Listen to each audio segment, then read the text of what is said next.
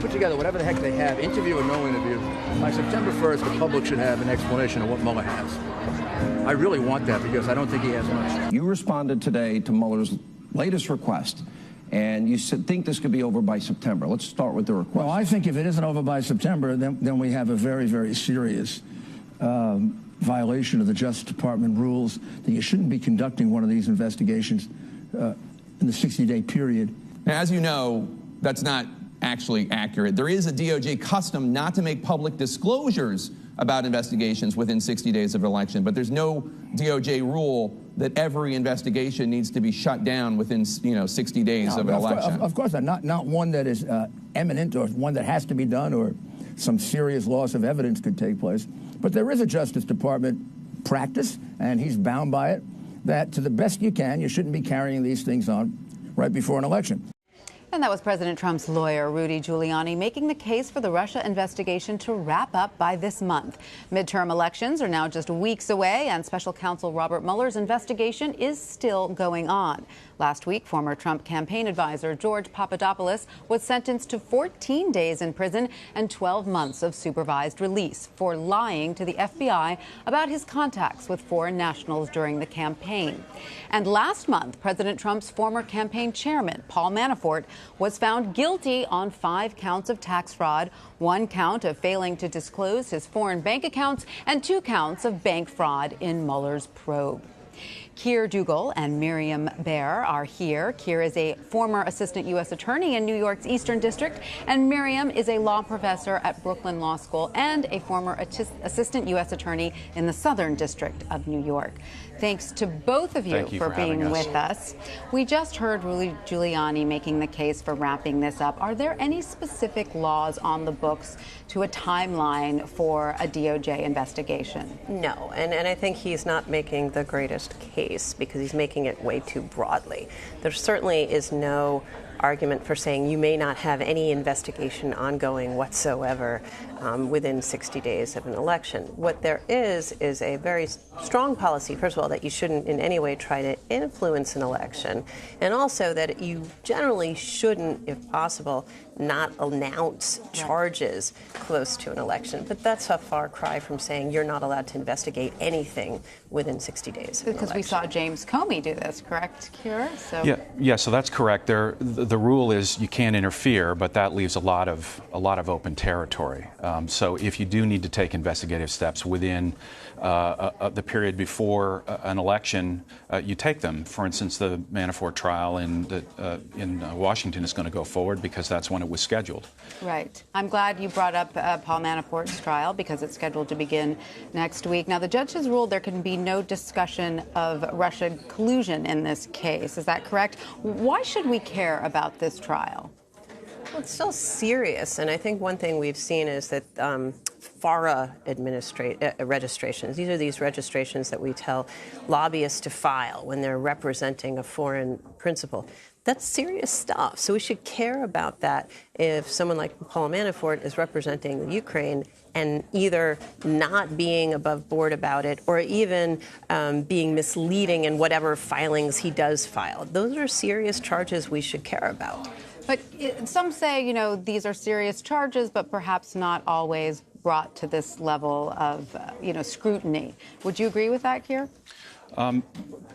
No, I think that the charges are very serious, and because there are multiple millions of dollars involved. There's money laundering involved, use of the banks to launder money out of foreign accounts that were undisclosed. This is serious stuff. What I'm looking to see, and I think we all are likely to be interested to see, is we're now going to see the first part of the Manafort story. What we saw in Virginia was the second part. It was sort of what happened after his business empire crumbled. We're now going to see what led up to that collapse that was the subject of the trial in Virginia. And, he had a large number, or an interesting number, let's say, of Russian contacts that I think are going to be disclosed in the trial that we're about to see. Interesting, the genesis of the Paul Manafort story. Right. Now, let's talk a little bit about the Attorney General, Jeff Sessions. As you know, President Trump has been highly critical and very publicly critical of his Attorney General. In your mind, is there a case to be made for obstruction of justice in what the president has tweeted, Miriam? Well, at the end of the day, what matters is the special counsel's mind. Sure. But, I think what we're reaching is the tweets at this point, if anything, they just draw the ire of Mr. Sessions' defenders, who include a number of Republican senators. Mm-hmm. And so at this rate, I'm not even sure I would call it obstruction so much as sort of political suicide, because at some point, these tweets just harm him with the very audience that, frankly, he needs to keep in his corner, right, that it's almost a little bit beside the point. But beyond harming him with his audience, Keir, which is clearly, he's very concerned with his audience, do these tweets harm him legally? Well, the other person whose sort of mental state, I think, is an issue here, beyond Attorney General Sessions, is President Trump himself.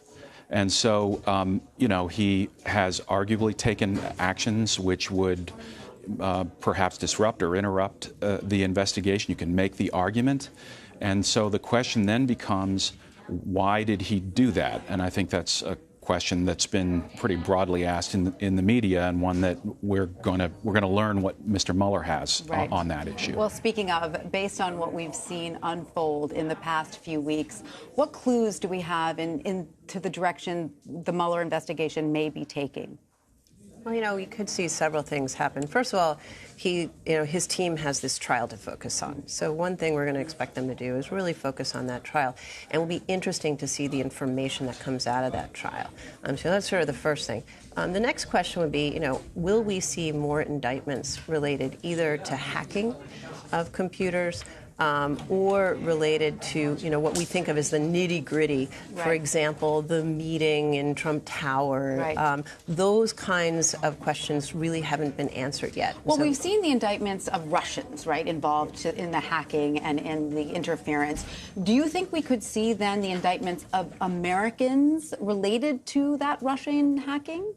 Yeah, I think that's the big question right now. Mm-hmm. And, some of the timing is very suspect. Some of the actions that the Russian hackers took, also with the sort of social media campaign, the timing is very concerning, because it seems to have, you can make the argument that the timing was particularly beneficial, came at critical moments that seemed to give the appearance that they had some inside help. Now, let's just say that this implicates, not the inner circle, but the outer circle. Let's just say, we're speculating. Is that still significant? Oh, it could. Well, first of all, the person who, he himself has raised this is Roger Stone. Right. And so that person sort of sits on a very interesting place there, because he's not, maybe he's not in the Trump administration, but he certainly is seen as inner circle, as in someone who had direct access to Donald Trump and spoke to President Trump. So I think if he's indicted, and certainly there's some suggestion that he might be, and he himself says he thinks he's next. Right. I think that will be very interesting, because the question will be, is he indicted by himself? Is he indicted as part of a group? And whatever group received these hacked emails, that's where we really want to look next. There's some speculation that perhaps even family members could face indictment. I mean, we'll have to see what Mueller has. Now, there's obviously, Rudy Giuliani has been on the talk shows, has been sort of waging a PR campaign, if you will, against the Mueller investigation, or at least against the timeline, and trying to get it wrapped up.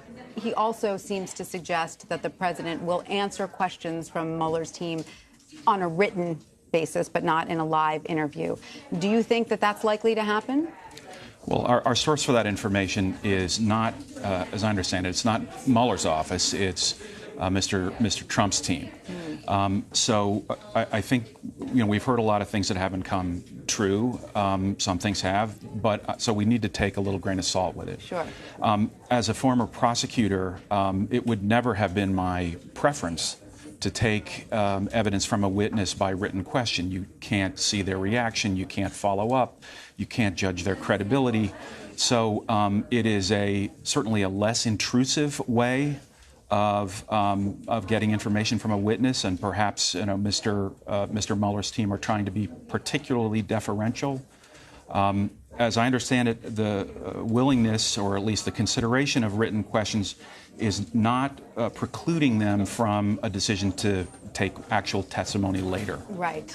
And I think also it's important to point out, so when you get written questions, you both give written questions and you receive those answers, you have to remember you're getting the answers not necessarily of just the witness, but quite frankly, it's the witness and whoever assisted the witness, mainly the attorney. And carefully edited answers. Yes, right. I mean, that's your concern. On Yeah. the other hand, it does lock the witness in. Sure. The witness presumably is going to sign that, saying this is my... There's less wiggle room out of a written statement than there is out of a verbal statement, isn't in that some right? ways, Even though yes. there isn't much, maybe there's not much out of a verbal statement. But In some ways, yes. And so it will be interesting to see. Now, that being said, I could easily see President Trump walk away from the written statement and say, well, I didn't mean it that way, etc. Right. But it does lock you in. It locks you into whatever story it is you want to tell. Miriam, Keir, thanks to both of you for your expertise. Lovely talking to you. Thank you.